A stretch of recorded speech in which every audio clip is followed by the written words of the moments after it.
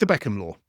Lots of people have heard about the Beckham Law, and it's quite an interesting one from a tax perspective, because obviously it's attached to a famous footballer, but it's also relevant today because it still exists.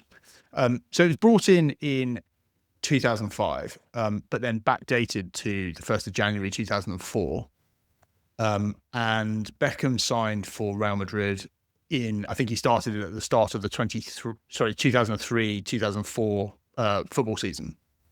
And it's an interesting one, isn't it? Because, as I say, it does have an impact now. We're obviously not Spanish tax advisors, but we see this enough that we sort of get the gist of it. Yeah.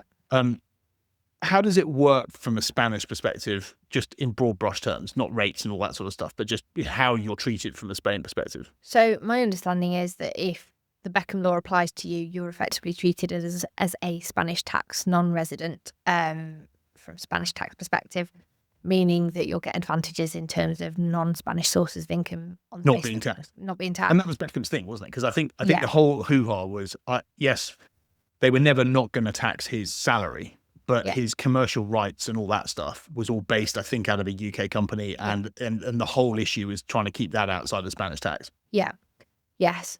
So, and obviously that's, for a decent chunk of people, that's going to be really advantageous for them, and it's something that appeals to them. There's also, I think, Spain have got a digital nomad scheme that's something fairly similar. Yes, and it's all part of it. It's one of those things, isn't it? A bit like, the Italian scheme. There's one in Greece. All this stuff, Portugal, about attracting Malta.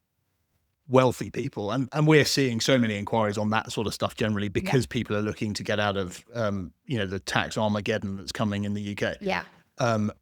Not that I've got strong views about that. I think, though, what's interesting, and we recently had this with a chap who moved to Spain under the Beckham Law, and now he's run into so many issues with it that he's actually coming back to the UK. Yeah. Because from a treaty perspective, you can't apply the tax treaty, right? So because you're non-resident from a Spanish tax perspective, tax treaties only ever come into relevance if you're tax resident in two countries at the same time. Well, I would say, or the other alternative is if you're UK tax non-resident but continue to receive UK sources of income. If you're a pensioner or whatever. Yes. So, yes. So I suppose there's two scenarios that we tend to come across with people who've maybe left the UK, gone to Spain or to another country that's got some sort of similar type scheme. Yeah. And I say there's one which is they spend too many days in the UK, become a UK tax resident by means of the statutory residence test, and there's no kind of relief available within the double tax treaty to prove. Well, I say to kind of mean that you can claim relief in the UK on non-UK sources of income. On the face of it, for example, if you were working in Spain, you were incurring 24% or whatever rate of tax it is in Spain, and you then had UK taxes due on the same income. On the face of it, you claim the tax credits to prevent double taxation, but again, your UK rate of tax could be increased significantly.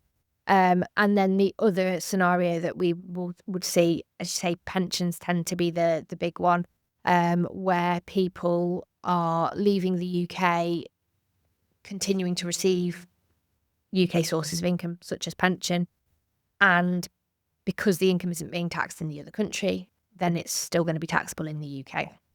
A lot of investment income, if you are UK tax non-resident for the full year, can be disregarded, so you're not quite so bad. Your pensions is always the one that we see, right? There's a problem. Yeah. Yes.